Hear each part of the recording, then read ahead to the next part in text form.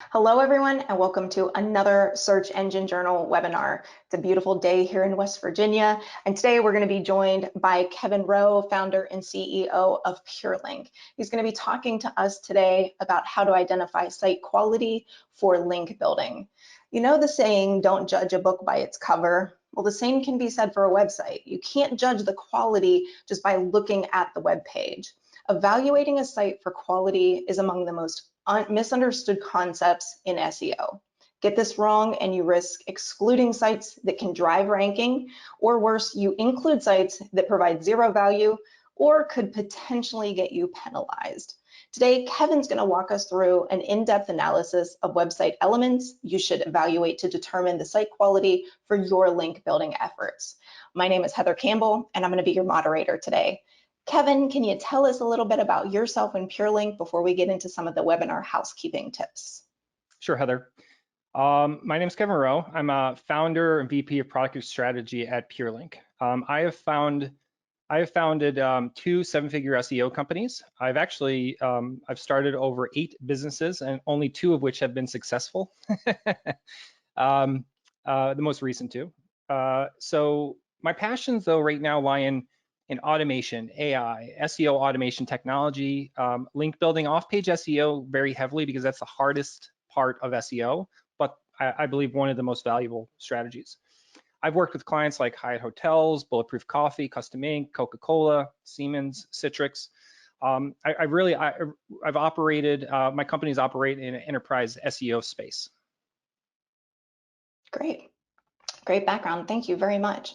So we're going to get into a couple housekeeping tips. If during this training presentation you have any questions or comments, put them in the question box at the bottom of your screen. You know, as you're learning and taking in this information, ask if you need further clarification. Chances are you're not the only one that's thinking about it. So we're also going to take a couple cute questions during the presentation. So a little bit of a different format, keep you all engaged. So make sure that you're adding those questions as you move along.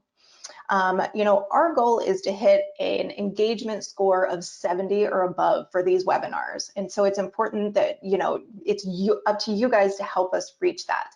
So we're going to switch it up and again, take some of those questions, and we've got a poll for you during this webinar as well.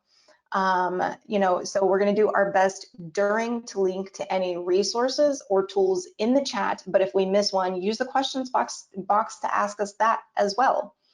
After the webinar, please stick around for a short survey. It's not going to take any more than 5 minutes. This information, we look at every single survey that comes through and we use it to make sure that, you know, you all are walking away with the information that you want, and, you know, using this as a way to get topics that you're interested in, and how can we make SEJ webinars more useful for you.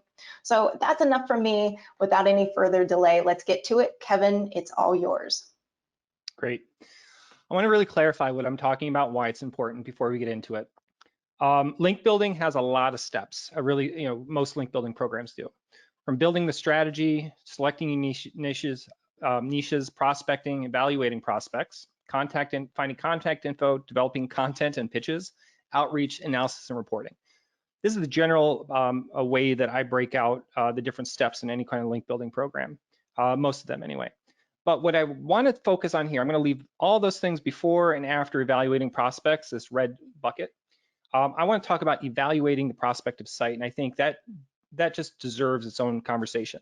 And should you care? Should you really care whether or not a site has good quality? And I think, Heather, you explained it exactly. You don't want to get penalized. Is it going to have an impact? You know, is it going to have an impact on your ranking if you get a link from it? Do you want to spend the time actually going after that site? Because it is a fairly time-consuming process.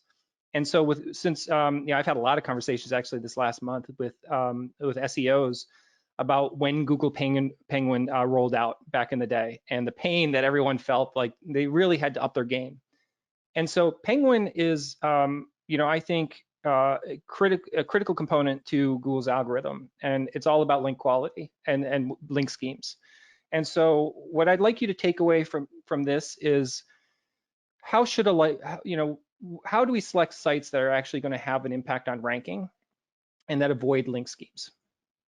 And I'm talking about links like this. An example, you can see like there's a link here, says learn more on a blog. linking over to like a custom designed t-shirt template. Like these are the types of links that are extremely popular, and they do work, right? So it's so digital PR based links, sometimes even guest posting might be a component of it, or a contributor based situation. And not all sites are created equal, right? So there are sites like the one on the left that's it looks really bad, right? A lot of ads, really terrible navigation, maybe even the content is probably low quality. And then, like example, there's other sites on the right, like that are legitimate sites. But how you identify them is actually a lot harder than I think most people consider. So there's 6 key areas I like to look at, and I direct my entire team to look at. Content, which is written and visual content for blogs. The administrative component, do they have advertising, and what are their policies? The link profile, I think, is an obvious one. Like, do they have good links pointing to the site, or do they look like they're building out spammy links? Authorship, who are the authors on there? The reputation, and I think Google Quality Rater Guidelines really hits on this kind of well. What is the reputation of the site and or the person? So the individual contributor or the site as a whole. And then from a technical perspective, how do users find and engage with the content? I think all of these are variables that we need to consider when evaluating site quality. And does it work? Yes, yeah. So I implemented this process of evaluating sites. This is an example where we got over 1,000% increase in organic traffic, brought the sessions up to over 304,000 a month, and we built about 680 links using this process to evaluate sites. So it does work. This is not something arbitrary. I've tested it, and honestly, I built a whole company around it. I believe in it that much. We'll stop here for the poll. So let me know the level of link building knowledge. I'm gonna try to tailor a lot of this presentation to how much you actually know about link building. So number one, what is link building? That means I don't know. You've heard of it but never done it. You've seen successful link building programs but may not have built it. You've built links for a project before. You've actually been the person doing the work, or I've planned large-scale building link building programs with teams. Great. It looks like we still have just a few more coming in. And it looks like we're settled. So here we go, closing the poll and the results. There you go, Kevin. Great. So looking at this, we do have some people that aren't very familiar with link building. That's okay. Don't be scared. You've heard of it, never done it, as a large portion of the people, the attendees. That's 40%. 15%, I've seen successful link building programs. 31%, I've built projects on link building before. That's great. I love talking to people who've done link building, and 14% have actually built large scale programs. Again, throw these questions out if you're, even if you really don't know what link building is, or you've heard of it but you've never done it. Throw questions out and I can help clarify. So I do have a habit of talking fast. I talk to a lot of people that really understand link building, but rein me in if you do have questions. I'm going to try to explain everything in detail though. Awesome.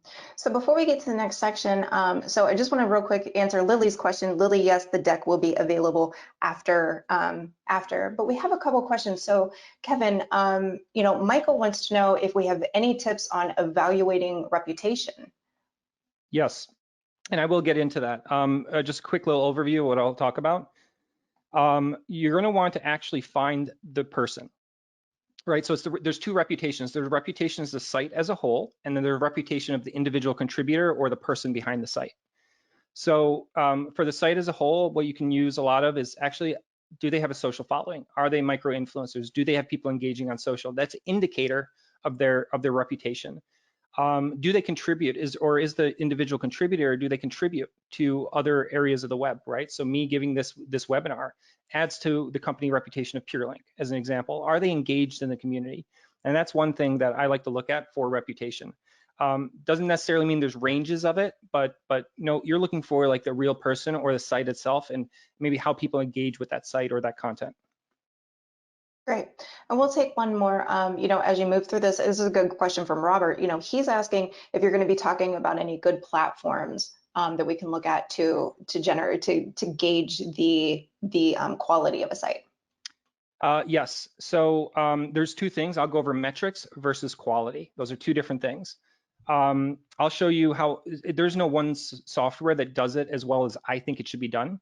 But I'm going to show you all. I'll give you a list of tools I've used and my team uses in order to evaluate site quality and how to do it at scale. But there's metrics versus quality. I'm going to talk about quality. Great. I think that's all we have for now. So Kevin, all yours again. Thanks.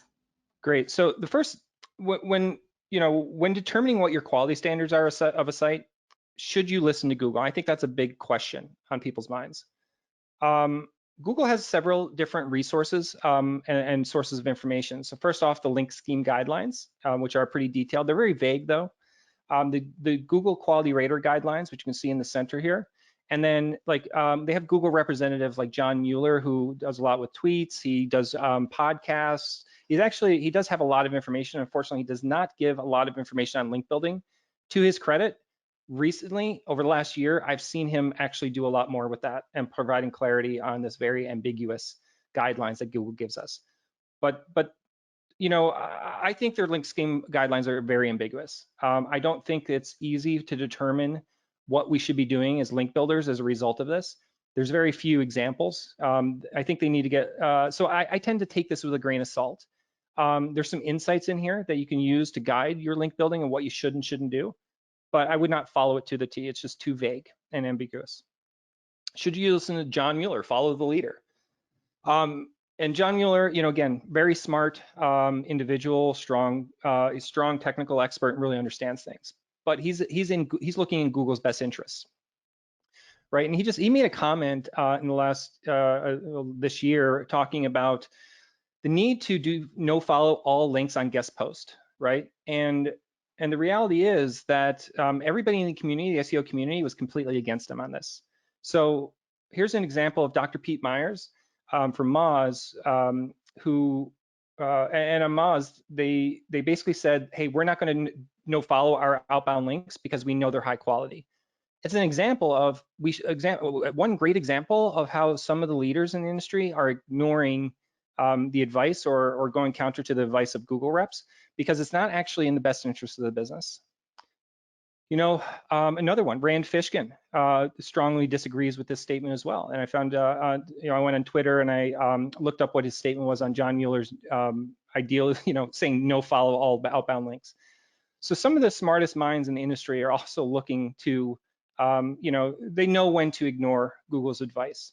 And if you look at Moz, their traffic it has still been increasing since this came out. So John Mueller is making recommendations, but those recommendations do not, even though they're not following it, Moz isn't following it, they still increase in traffic. I see this a lot. So I don't think we should be following Google's guidelines too tightly. The second source, or at least the Google representatives guidelines, I've also wrote an article for Search Engine Journal about this topic. If you Google Kevin Rowe, John Mueller, Search Engine Journal, you'll find it, or if you search it on the site. I thought it gave a pretty good example of why we have to be very careful about the type of information we use coming from Google. They're not liars. I don't think they're liars. I just think their goals don't necessarily align with our goals as SEOs and entrepreneurs and business executives. The Google Quality Rater guidelines, though, I find to be extremely fascinating. I unfortunately am one of those people who actually read the whole thing. That's not, I don't know if that's a good thing, but it's really insightful. And I found it fascinating, really challenged my idea on what quality was.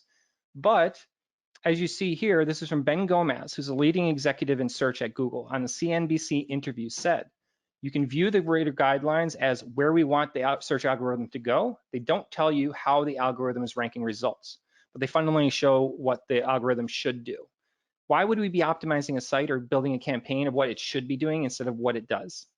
And that's why I tend to ignore a lot of what Google says about it.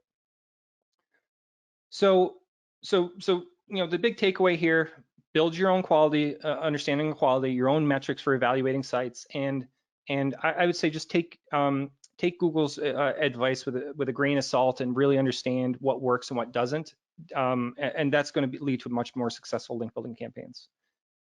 Metrics. Go ahead, Heather. No, so let's take a couple extra questions and then we'll let you go on from there. So Jay asked, what is the difference between link building quality sites and citation sites like Yelp, City Search, Better Business Bureau? Yep. So those citations have a value in link building or in off-page SEO rather. I don't consider those link building, but it is a factor with off-page SEO. So all those citations add a little bit more reputation. That means you're out there and you're listed on sites. It validates that you're a company and you're real. That's it. Or if you're launching a new product line or you're a startup, you want to get all those because it's a normal place for you to be listed. If somebody's going to research you, you want all that other stuff to come up for you. However, and I do think there's a value to be had in Google's algorithm, just like having a social profile, right? It just adds that you're a legitimate site to the people's minds and to Google's minds. What I care about is the Google ranking. Now, you know, so I would say that, but if you're running a campaign around a specific piece of content, I wouldn't use that type of link building to rank a piece of content. Or if you have e-commerce or affiliate sites or service pages or blog articles, those aren't good situations for that. What you're going to get is homepage based links for those things. And again, they're just another reputation thing. I would rather have a link from Inc.com pointing to a deep internal page that we would want to rank instead of a directory link pointing to the homepage, but it does have a role to play. Yeah, that's good. Thanks. So Isaac's asking, he's got two questions. So how can Google identify a scheme structure of links that are purchased if they're permanent? So if they're, it doesn't matter if they're permanent or not. So Google's algorithm, I think actually it's Penguin's algorithm that does that, number one.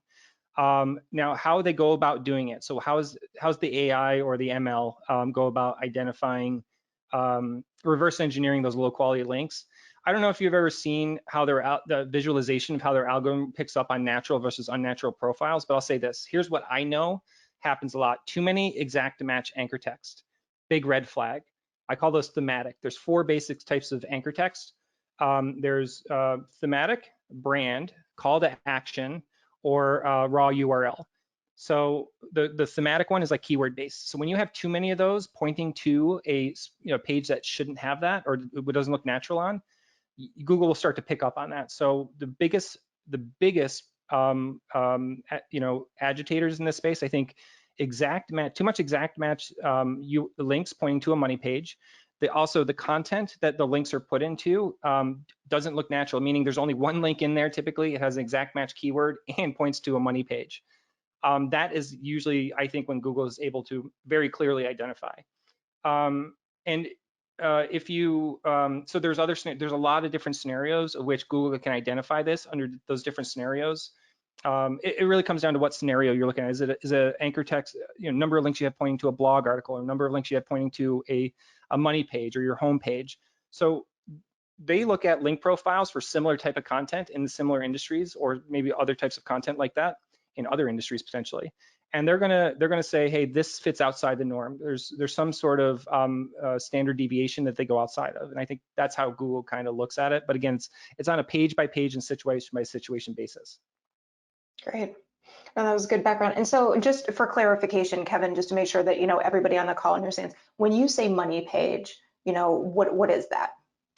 So that's the page where you're going to drive leads so that there's a transaction or there's going to be a lead form filled out or a phone number. So those are the pages you want to transact. A lot of people, over the years have been really good about, building those pages, but they try to rank them as well.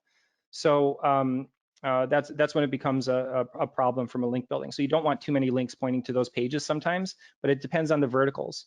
So, an example of that, a money page would be in Mortgage Calculator. If you look up that, you're going to see like Realtor.com has a calculator that shows up for it, I believe. The calculator page is the money page. That means you want as many people coming there, filling out that the mortgage calculator and submitting their emails possible. Those are money pages. Great, thanks for that background. Okay, we're going to let you get back to it. Thanks. So metrics versus quality, I think it's a conversation we need to be having as a community, an SEO community. So this study done by, I've never actually pronounced their name right, Aria Digital.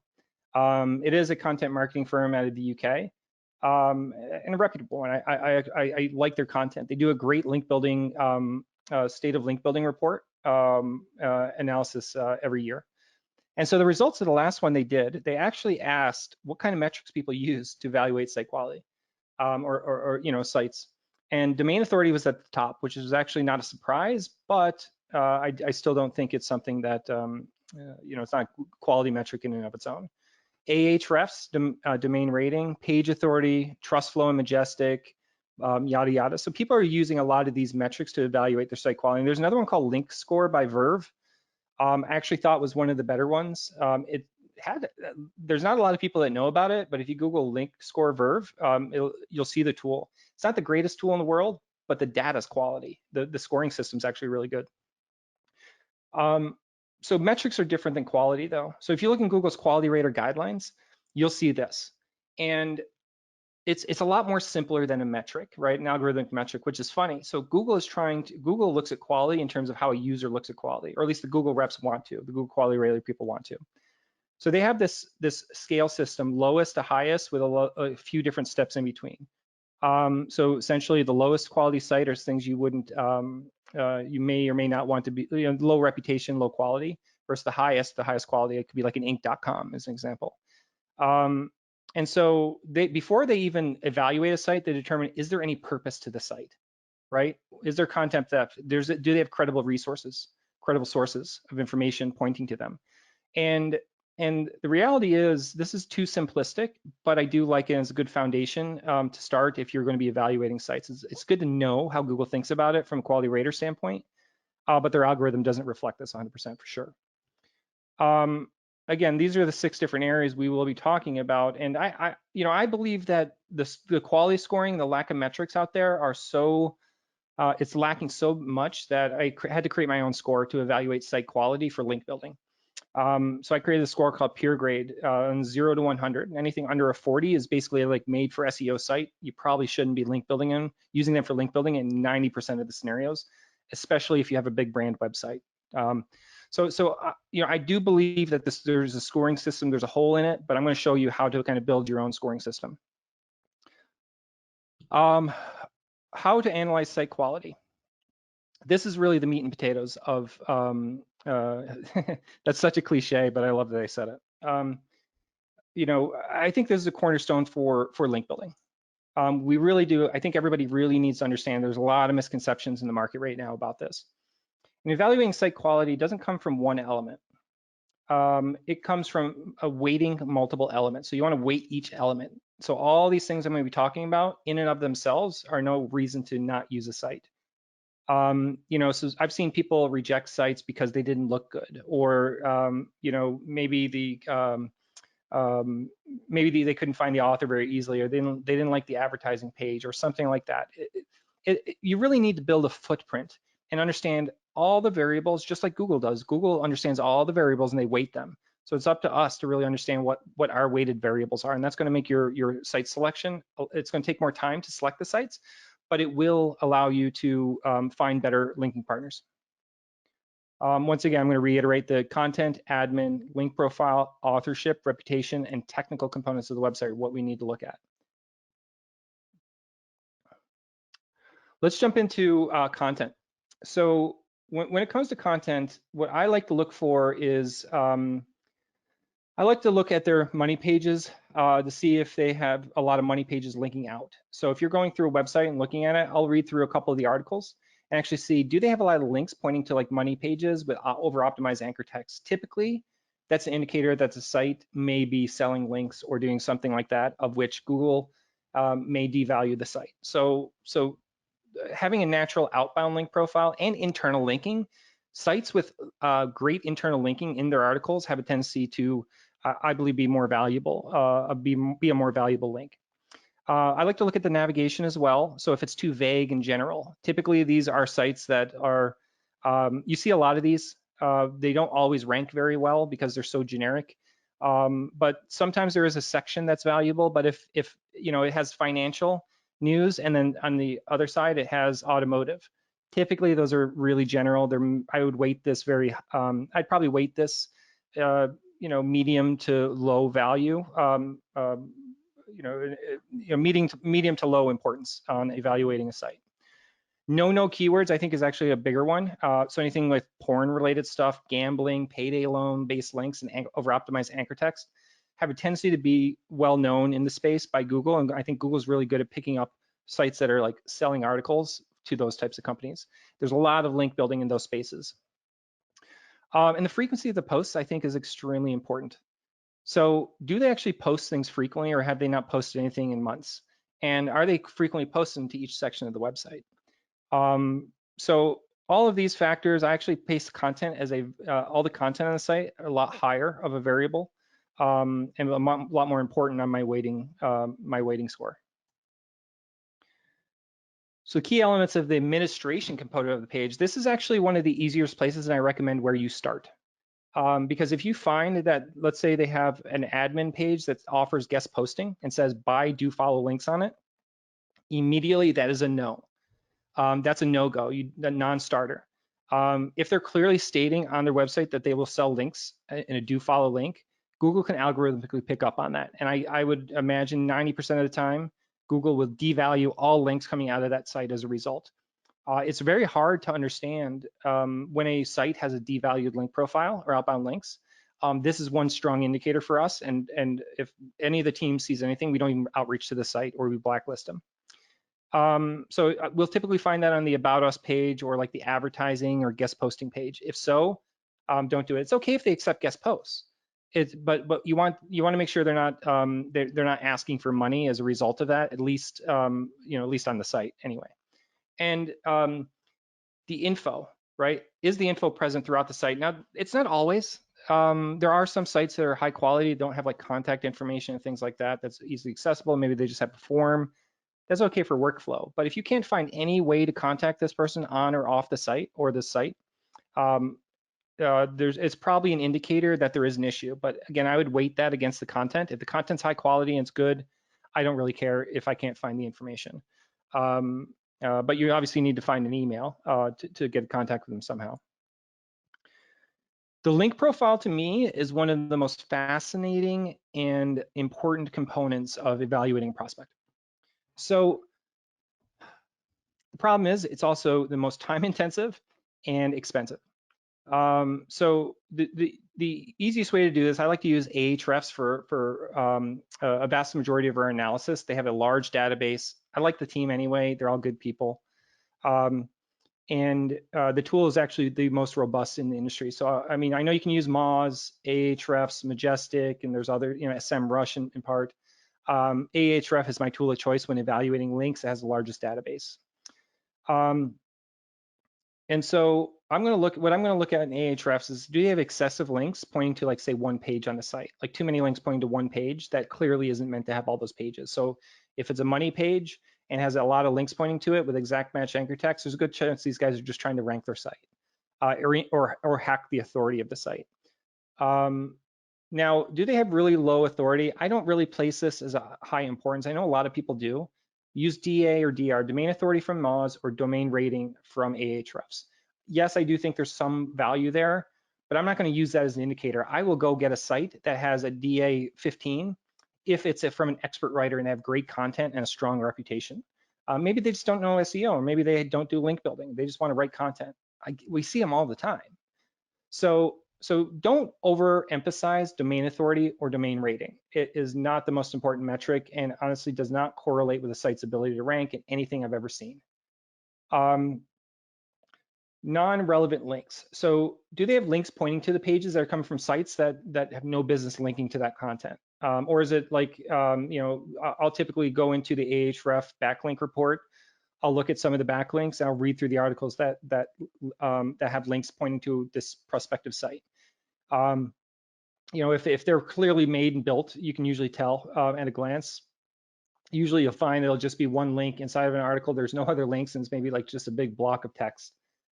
I see that a lot. So I try to avoid those types of sites. I would weight this very heavily. The link profile component is extremely heavily weighted. There's another tool called Link Research Tools. It's extremely expensive. If you're running enterprise link building campaigns, Link Research Tools is a great tool for auditing your site. We use it for all of our key accounts. So it has its own scoring system. It is very robust analysis of the link profile. So it's the way, if you're going to be evaluating a ton of sites, Link Research Tools allows you to do that fairly fast. There's another tool called Spamzilla. It's all right. The Spamzilla score they have, I do think is another way that takes into account the link profile of the site you're prospecting, and does a good job at looking at it from a whole. There's a lot of errors in that tool. It's not as robust, I'd say, as Link Research Tools, but the metric does help, and it's a good way to evaluate hundreds of sites very fast. And that's the key here. You need to be able to hit the link profile, sometimes thousands of links or tens of thousands of links in a very short period of time. You do need tools to do that. SEMrush, they do have a spam score associated with it. Do not take that and do not use the SEMrush spam score at face value. You know, if it has a very high spam score like 90, same with Moz's spam score. You know, if it has a very high spam score, so Moz is a scale 1 to 100, anything over 30 they consider high spam. I've seen hundreds of sites that have a spam score from Moz above 30 and then a higher spam score on SEMrush that are extremely valuable resources, but for some reason their algorithm picks them up and categorizes them as low quality or spammy. You know, I think you can, you need to evaluate on a case-by-case basis, but at least it gives you some direction, somewhere to start. So look at those as not going over sites with a high spam score to start. But if you find stuff that have a high spam score, I'd say, you know, definitely think about it and weight all the elements together to determine if you should get a link from that. The authorship. The authorship is very simple. So what I'm looking for, as you can see over here, this one has the word staff writer as the name in the byline, the link to their byline.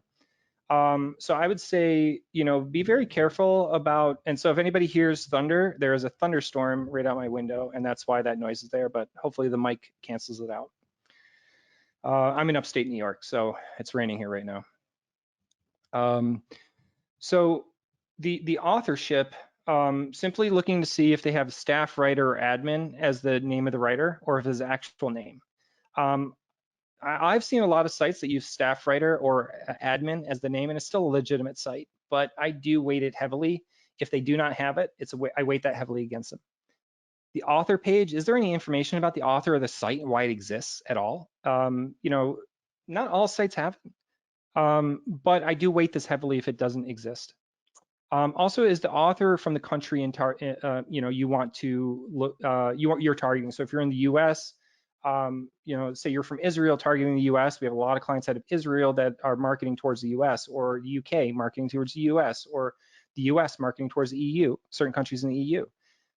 You typically want to find the author from the country that you're targeting more often than not, or at least make sure that the traffic from the site is very heavily focused on the countries you're targeting. So I feel like the word foreign doesn't really do that justice. I think it really comes down to you know, whether or not the site is relevant to the country you're in, and that is really important. Now the reputation. So you can use a tool called BuzzSumo. This answers the question from earlier. BuzzSumo.com. They have a pretty decent app that helps you identify across URLs if the specific pages on a site actually, whether or not they're shared on Twitter, Facebook, Pinterest, LinkedIn, how many links they have pointing to them, and what the engagement is. A very good tool to very quickly go down a list of pages and see if, or sites, and see if they get shared a lot. You can also use a tool called URL Profiler. It's more of a desktop application. If you're a Mac or PC user, you can use it for both. And it will, you'll upload a list of URLs and it'll spit back a lot of information about social following and things like that, so you don't have to manually do it. That's going to be two really great tools to do this. So what you're going to be looking for is just do they have presence.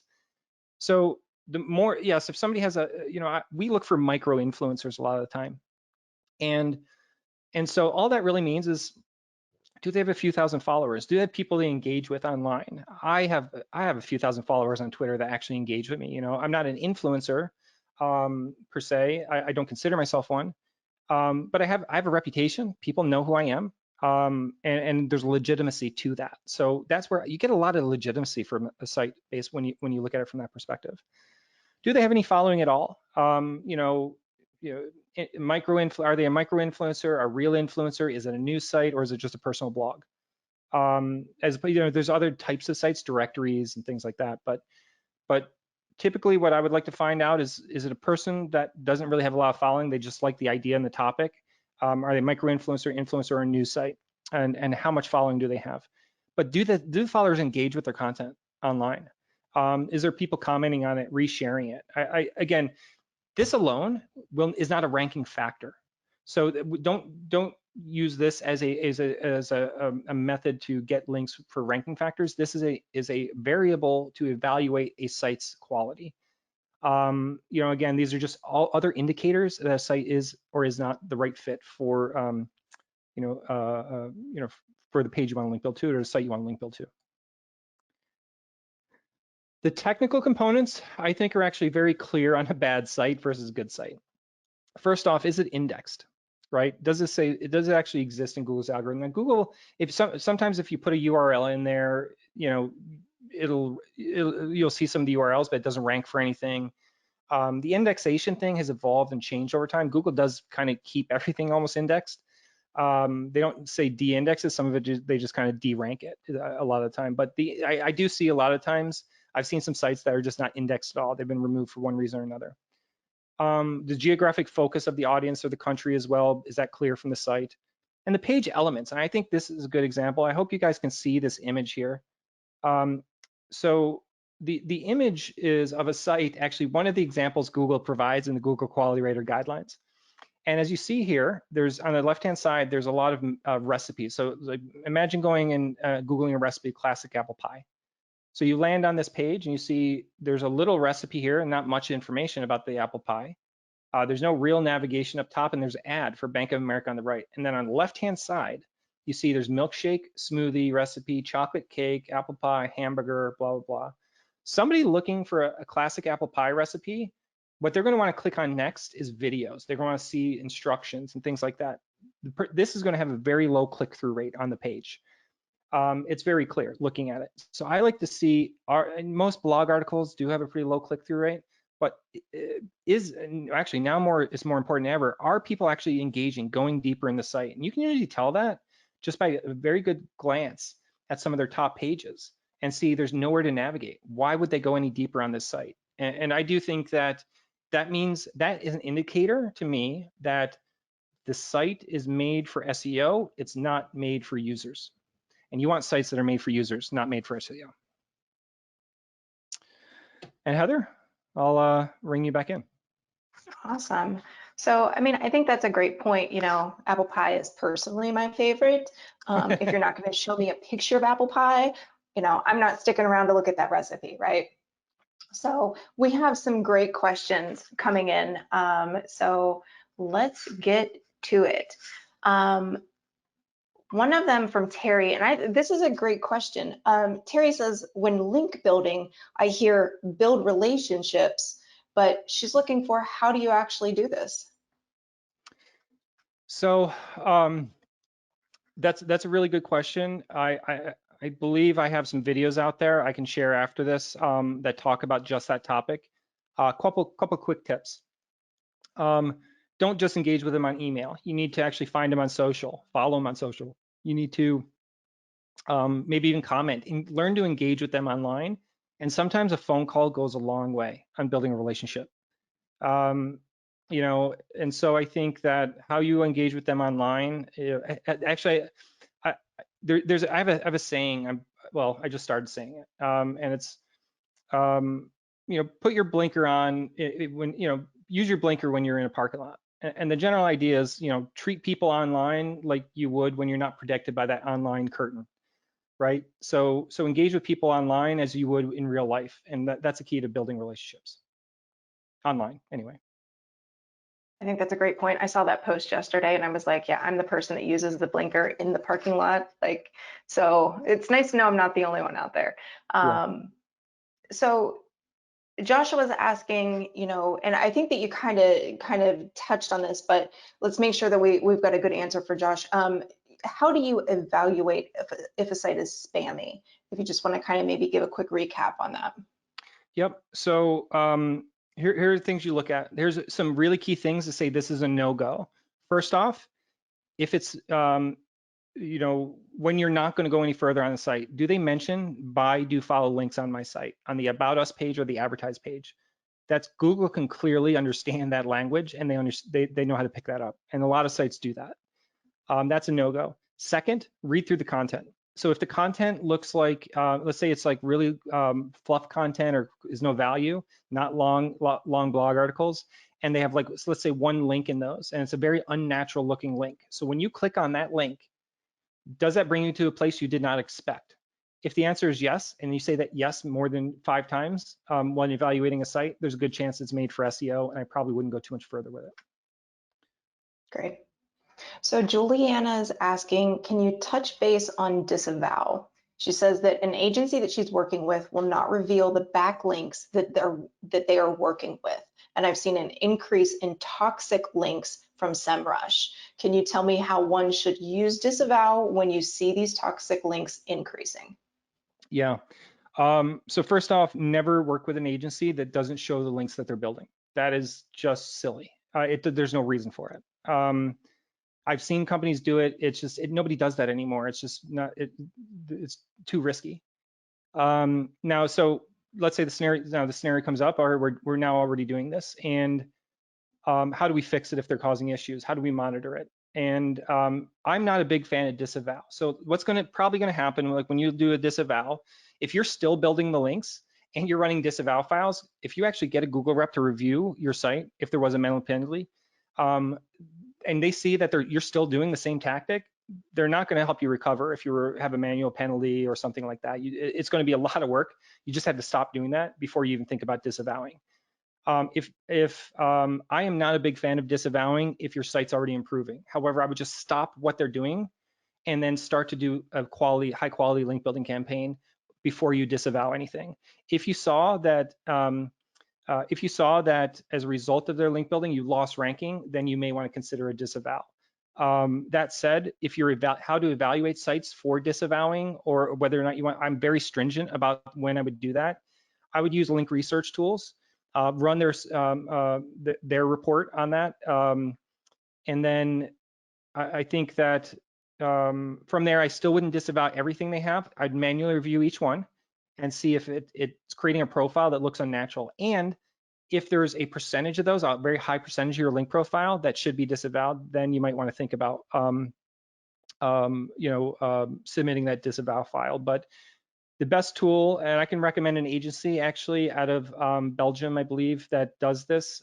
We are partnering with a company right now to help us improve our link building quality by auditing all of our link building. So I actually have a third party coming in to audit our links to make sure we're held accountable internally to higher quality standards. I can also share that name of that company after this as well. Great, thanks. So Beverly's asking a very important question. She is wondering, if you have any social, specifically Twitter, that they can follow you on. So it looks like you're at _Kevin Rowe, correct? Correct, and then at PureLink as well, PureLinq. Nice, perfect. Okay, so Rohit is asking, does Web 2.0 really help sites increase ranking, and does Google crawl them? So as far as whether or not Google crawls those Web 2.0 properties, the answer I think is yes in many cases, unless they have like a robots.txt file that blocks it, or which I doubt they would. So you can tell if Google crawls it. And it's not that does Google crawl Web 2.0 at all. Yes, they'll crawl it and they'll index it. And it's pretty easy to determine that by just going in and popping the URL into Google and see if it's there. And if it's indexed, they crawl it. That's the only way to index sites and find them. So they do. However, the value, I don't place any value on it. I think that a natural link profile probably has a couple of those pointing. So if you're starting from scratch, sure, I'd throw a couple in there, but that should be less than 2% of your overall link building, just because a normal link building profile has that spammy stuff in it. It just shouldn't be the cornerstone of your effort. Great. So we have another question. They're asking, how long does a link building campaign last in general? If you're reaching out to other blogs and everything, how much time should you give it until you start measuring results? So that depends on the scenario. So if you're a new site, there's scenarios I want to build a tool that helps people understand this because it's actually pretty complex. If it's a brand new site and you have no link profile, it's going to take a lot longer. Try like 6 months to a year minimum. If you have a really well-established site, even in a competitive niche, and you're one of the main players with say like a strong DA 90 or something or 80, we've worked with a lot of companies like that. Sometimes we've given a few links to a page and their link building, their ranking improved overnight. Not literally overnight, but in a very quick short time period. I've seen campaigns work on a specific URL in less than 30 days. If you're in a very competitive niche, like you're doing mortgage calculators, you're going to, even if you have a very strong site, you're going to be at it for a year or 2 years. So what you really want to do is come up with you want to analyze. I use Moz. Go into Moz, look at their keyword, the SERP analysis report, look at the top ranking sites and how many links they have pointing to a page and how many links they have pointing to a domain. Then compare that to your site and your page. So that's going to give you kind of a baseline of where you are versus where you should be. And so after you hit the same number of links as or surpass the links with high quality standards as well, the number of links of the top ranking pages, you should typically see something. You should see something starting to happen if you're targeting a specific page. Now, if it's not, the strength in a good link building campaign is you rotate through your pages. Don't just focus on one because links can work on one page, but they might not work on another. And the only way to know that is test links throughout a bunch of different pages and rotate through. And then also how you're evaluating success of your campaign. If you're just evaluating success by link building to one page, and then you want that one page to rank, and if it didn't rank, link building doesn't work, that's not an accurate representation of the success or failure of a program. So what you want to do is test it out across a lot of different URLs. You should see something happen if you have a fairly authoritative site, relatively authoritative to others, or it's very niche site and you're very focused on a specific topic. You can have a lower authority. But I think the key here is you should be rotating through and you should see this level of progression in your metrics. First off, in the first 3 to 6 months, we should be looking for is, were you able to move stuff below page 5 up to page, 2 to 5, roughly 2 to pages, position, roughly 10 through 50, give or take. And so, depending on what vertical you're in, that number is meaningless in some places and meaningful in others. And so what you're going to do is during the first 3 to 6 months, did I move it up in ranking but not hitting first page? You want to be on first page. That is the goal, or in the top positions because that's where most of the clicks come from. Now moving from page 2 to page 1 is a lot harder. It takes a lot more time and a lot more patience. It's very logarithmic. So something like that, if you want to rank for a very high competitive term and you're just focused on one keyword, you're looking 6 to 12 months plus probably. That said, another metric you should look at it when evaluating the success of a program over a shorter period of time, so you know you're doing the right thing, is look to see if the number of keywords rank. So you can use SEMrush and see if the number of keywords you rank for on a page expanded. Those are also really important metrics. Don't just evaluate the success based on did I move from page 2 to page 1. It's a lot more complex. Great. That was a great background. So Anna Marie is asking, how about using your brand name for anchor text at all times? Is that something they should be doing or should we be switching that up a little bit? Diversity is switching it up. But that said, what you're going to do, go into, so whatever URL you're targeting and the keywords you're targeting, go into, find the top ranking sites for those keywords, take your URL, upload it to Ahrefs, and then run a best pages by link report, and then audit what the competitors are doing, see what their anchor text profile looks like under the anchor report in Ahrefs, and which we do on our site, purelink.com. We do have a number of guides for how to use Ahrefs on our blog. It is an important tool, and we want to make sure everyone knows how to use it. So just run that report, audit the anchor text profile for the top ranking sites. If you see that a lot of brand text ranks, then maybe it will work, but it's all based on a page level and site-wide profile. For example, we were auditing Retail Me Not the other day, the couponing site, and looking at the anchor text profile of some of the merchant URLs, like Macy's, for example. You'll find they have counter to anything you would have thought. They have very optimized anchor text with the words coupon codes, which is what they want to rank for. Coupon codes Macy's, coupon codes Amazon. In certain verticals, it's very normal to have that crazy over-optimized anchor text, when I would never recommend that for any of our clients. But you're seeing 90% of the link profile. It makes sense in certain verticals. So it really depends on the vertical you're in, and you can determine that by analyzing the anchor text profile in Ahrefs. Great. So kind of a follow-up from Isaac's questions earlier, he says, when he's creating backlinks, he's evaluating the number of keywords and the traffic that the site is generating. And he's curious, is that a mistake, looking at, the site that he's evaluating? I don't think it's a mistake. So here's why I use those metrics. It's not a quality thing, it's a metrics thing. That's a metric, not a quality. So if Google feels that site is relevant, so you want contextual relevancy of a site, right? So you want to know, is this site contextually relevant to my site? I'm actually creating with my product team right now a pure context score to understand, like, how do you evaluate a contextual relevancy? And one of the things is, like, what does it rank for keywords? If Google, everybody can question and come up, you ask 10 SEOs what a good link is, you're going to get 10 different answers. I think one of the strong things about that metric, the number of keywords ranked, is there's not as much guessing. Google will, or what Google's kind of thinking about the site if they're ranking them. Now that said, SEMrush or Ahrefs, when you're pulling those reports, the data is kind of inaccurate. So I don't use that as the holy grail. Like I don't look at that metric alone. I'm going to use the quality rater review that I just stated in order to evaluate it as well, and weight all of those together.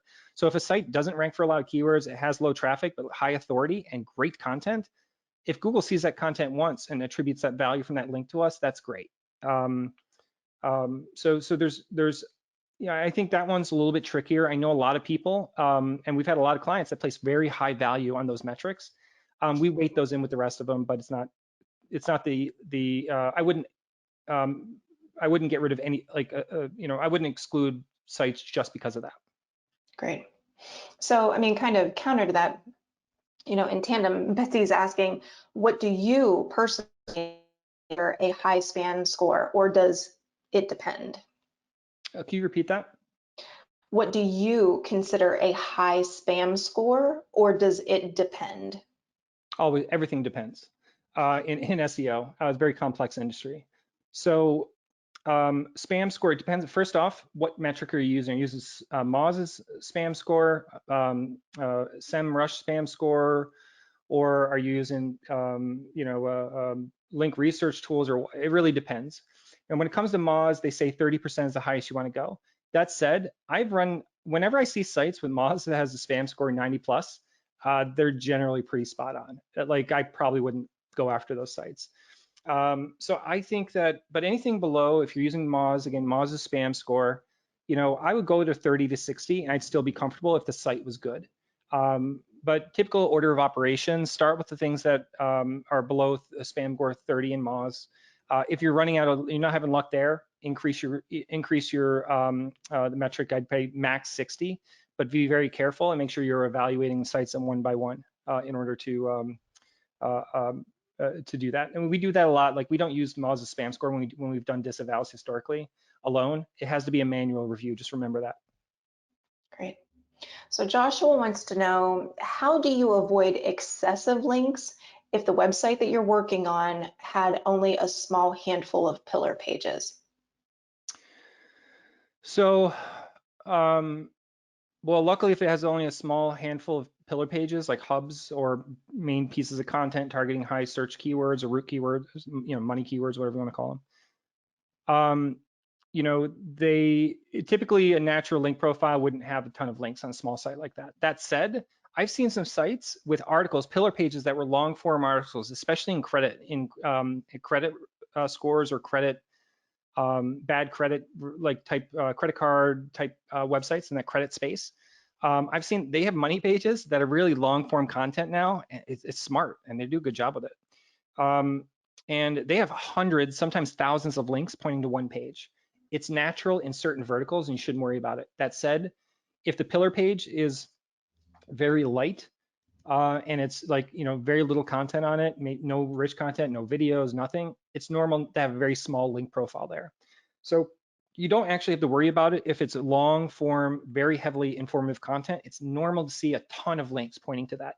Again, Google mortgage calculator. That's been my favorite example. And look at the number of links pointing to some of those top pages. Ton of links, hundreds, thousands in some cases. So it really comes down to what others are doing in your market and what type of content you're link building to. So I would say make sure that content is extremely long form, informative, and deep with videos, imageries, infographics, all that. Great. DMR is asking, is the top level domain an important factor to take into account? For example, if my website's traffic is from France, I should give more points to a website for link building if it has a .fr domain, or does the TLD not have a greater impact? The TLD itself doesn't. According to Google, John Mueller said this, it is not a ranking factor, but it is an indicator of where that site is located and who their audience is. So what you want to worry about is where the site's located and where the readers mostly. You can do that in SimilarWeb. We'll give you that information. SEMrush as well does a pretty good job of that. So I wouldn't worry about this CCTLD is what we're talking about as much. That said, if you can get them, I would get them, but I wouldn't limit it to that because there's very few. Like if you're going to Germany, for example, it's really hard to get unique CCTLDs for Germany, Denmark, Sweden. France is actually, there's a lot of sites with .FRs. We've been able to successfully get a number in those. .CAs as well, there's very limited. So a .com alone isn't a bad thing. So having a lot of companies use .coms mainly. So don't rule it out, but if you want to get some links from .FRs, if you're in France, yeah, that's not a bad idea. It does help look natural and it's a good way to quickly find out if it's actually targeting the country you're in. Great. So we've got about 3 minutes left, so let's see if we can get through another one or two of these. So Samira has a question, and what they're asking is, what is the best way to implement link building for like e-commerce stores? Unlinked brand mentions. So so SEJ has an ebook I contributed to and talks about unlinked brands mentions for e-com, and I have a couple of articles out there as well on Search Engine Journal. I'll try to dig those up about link building for e-com and the importance of unlinked brand mentions specifically. So if you want to get links to actually, I just refreshed an article which should be coming out in another ebook on e-com for Search Engine Journal. So definitely download that when it comes out because I do talk about this. So going out there and if you're selling products from third parties like Nike, Gucci, all that, or you have an affiliate site, this is equally a good strategy in affiliate. If you're an affiliate site that reviews a lot of products or lists out a lot of products or does this top 10 or something like that. Go out and find blog articles on unlinked brand mentions that talk about that specific product. So for Gucci, for example, Gucci bags, go out and find articles about Gucci bags and get those to link back. You can usually get a link inserted into those type of articles at a pretty high return rate. Unlinked brand mentions as well. Anyone that mentions your brand, you can convince them to link to an internal page. That also helps. And then coupon codes is another thing that leveraging coupon codes in order to get links. Now, putting coupon codes on your category level pages and only having them there is a good way to people share and link to your category pages. I thought that was, I'm pretty happy with that tactic. I think that's actually very clever as opposed to having a coupon page or section. Integrate those coupons right into your category level pages. Now, there is a risk when you get too crazy about integrating informational articles into your category pages because it could get Google to think about it as an informational page instead of a transactional. Really be careful about that. But I find that that's a good way to do e-com. Now, the other one is building out informational articles or an information section. If you look at Blue Nile, they do a lot with, they produce luxury wedding rings, engagement rings and things. They have an education section. Look at their link profile and analyze that, and Ritani as well. Those are some pretty big ring manufacturers, I guess you want to call them. They do a great job of building on an education section and leveraging that to get links. Even though it doesn't link to your category pages, sometimes that's okay. You can internally link as long as it's all contextually relevant, it's not fluffy content. I think that's also a great tactic. If you're this other one, if you're direct, sorry, No, keep going, you're fine. I do a lot in e-commerce, so I can think of 100 different ways to answer this question. If you're a direct-to-consumer CPG and you have an e-commerce component, you'll have an e-commerce component on the site, but you're doing informational. Bulletproof Coffee is an example, great brand. This guy Dave Asprey, I've been following for years. He started out just producing informational content, blogs, podcasts, writing on his website, and then the e-commerce was a part of that secondary thought, really. So that one is actually very easy to get links for. When you have that type of scenario and you have influencers actually writing for your blog, and then you're trying to use that as a sales path, a sales flow funnel, that is an awesome way to get links. Any kind of influencers you can integrate into it. I know that's hard for some e-commerce companies when you're money focused to convince people to do content marketing programs. But it does work, and I've seen it work so many times on building up money page-based ranking or category product page ranking.